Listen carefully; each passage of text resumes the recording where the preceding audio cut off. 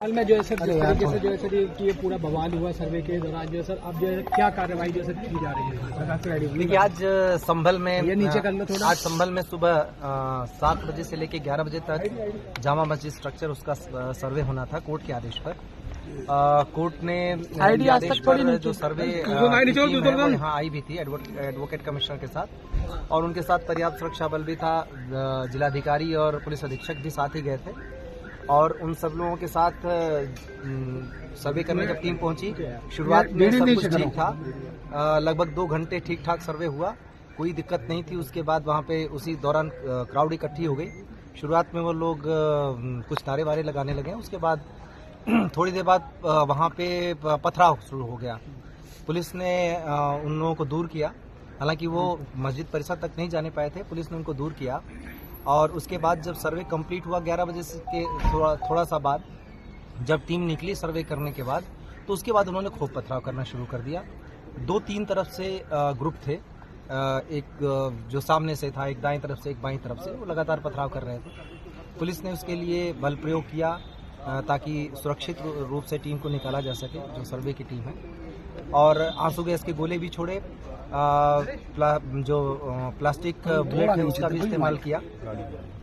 इस बीच में उन लोगों ने दूसरी जगह पे उनका जो ग्रुप था उसने गाड़ियां चलाना शुरू कर दिया।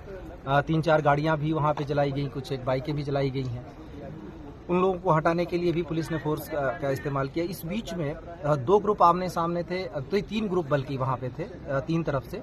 उसी बीच में गोली चली। गोली कौन से ग्रुप ने किस पे चलाई, कैसे हुआ, लेकिन उस बीच में जो गोली चली उसमें हमारे पुलिस अधीक्षक हैं, उनके पीआरओ के पैर में गोली लगी। एक डिप्टी कलेक्टर का पैर फ्रैक्चर हो गया उसी हंगामे में। एक सीओ साहब के भी छर्रे लगे हैं, और करीब 15-20 जवान घायल हो गए हैं। एक कांस्टेबल के सिर में गंभीर चोट आई है। और इस गोलीबारी में जहां तक अभी तक कंफर्म हुआ उसके हिसाब से 3 लोगों की मृत्यु भी हुई है। उन 3 लोगों के नाम है नईम, जो कोटकरवी से हैं, बिलाल जो सराय तरीन से है, और नुमान जो हयात नगर सराय तरीन से है। इन तीनों लोगों के अब पोस्टमार्टम की हम तैयारी कर रहे हैं, और जो स्थिति है अभी वो फिलहाल कंट्रोल में है। बीच में जो वो ग्रुप था वो कुछ लोग घूम के चले गए दूसरी तरफ, नखासा की तरफ, और वहाँ पर मैं और डीआईजी साहब मौजूद थे। वहाँ पे भी पथराव किया गया। हम लोगों ने उस भीड़ को खदेड़ा। बाद में एसपी और डीएम साहब भी आ गए थे। उस पथराव घटना में हमारी कोशिश रही कि उनमें से कुछ को पकड़ा जाए, और पकड़ा भी गया। उनमें 2 महिलाएं भी पकड़ी गई जो छत पर से पथराव कर रही थी, और काफ़ी कुछ 5-6 लड़के भी पकड़े गए। अभी तक कुल मिला के जो अभी तक संख्या 15 लोगों के करीब डिटेन किया गया है। उन लोगों से पूछताछ चल रही है। ये निश्चित रूप से एक उकसावे के अंदर की कार्रवाई है, जिसमें जाने भी गई हैं।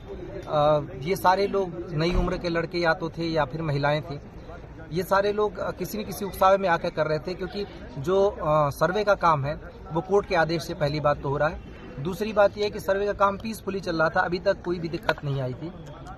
तीसरी चीज है कि सर्वे में कोई ऐसी चीज नहीं की जा रही है जिससे मस्जिद के स्ट्रक्चर को उसके साथ छेड़छाड़ की जाए, बल्कि आज जो पथराव हुआ उसमें मस्जिद के ऊपर पत्थर जरूर चलाए गए, क्योंकि वहाँ पे टीमें थी, तो मस्जिद पे भी पत्थर चलाए गए। मुझे नहीं पता मस्जिद को नुकसान हुआ या नहीं, लेकिन खूब जम के मस्जिद पर भी पथराव हुए, जो एक तरीके से देखें तो ये उनके धर्म के हिसाब से भी गलत है।